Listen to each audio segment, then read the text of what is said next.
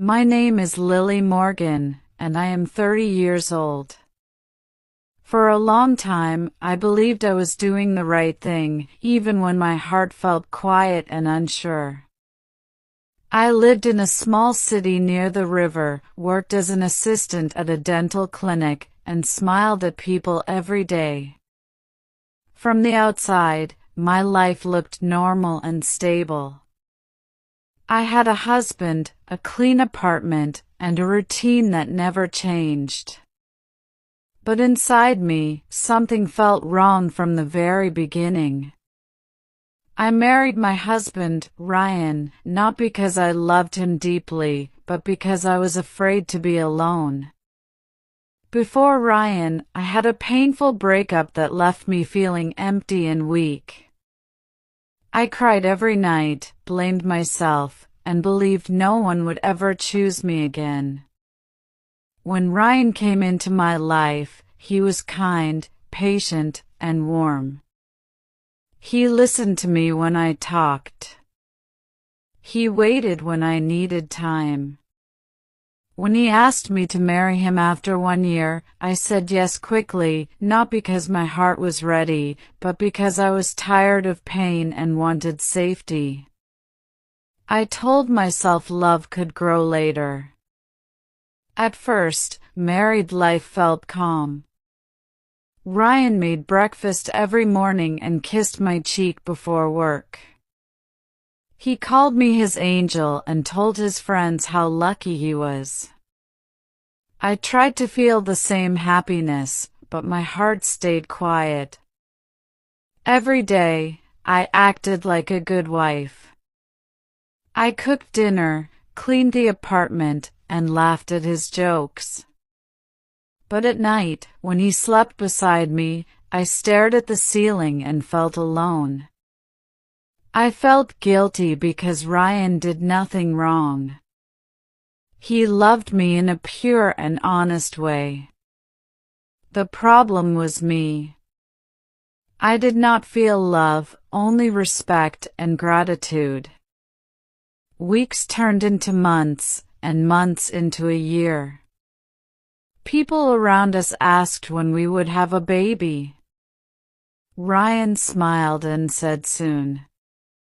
I smiled too, but inside I felt fear. The idea of having a child in a marriage without love scared me deeply.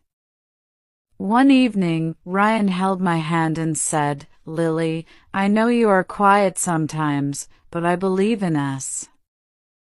Love is not always loud. We will grow together." His words were gentle, but they felt heavy on my chest. I felt like I was stealing his future. I started having headaches and trouble sleeping. I felt tired all the time. One day at work, my coworker asked if I was okay. She said I looked sad even when I smiled. That night, I wrote in my notebook for hours. I wrote about my fear, my guilt, and my truth. I wrote, "I am living a life that looks right but feels wrong." Reading those words made me cry. I realized I was hurting both of us by staying silent. Still, I was afraid to speak. I worried about what people would say. I worried about hurting Ryan. I worried about being alone again. One weekend, Ryan planned a small trip to the mountains. He said fresh air would help us relax. The place was beautiful, with trees, quiet roads, and clear skies. Ryan looked happy, taking photos and talking about our future. That night, he gave me a small ring with a stone shaped like a leaf. He said, "I choose you every day." I thanked him, but my hands were shaking. I knew I could not continue like this. That night, while he slept, I sat on the floor and cried silently. I understood something important. Staying in a marriage without love was not kindness. It was a lie. The next morning, I asked Ryan to sit with me. My voice was weak, but my heart felt clear. I told him the truth slowly. I said I cared about him deeply, but I did not love him the way a wife should. I told him I married him because I was broken and afraid. Ryan listened without interrupting. His face became pale, but he stayed calm. After a long silence, he said, "I felt it, Lily. I hoped I was wrong, but I felt it."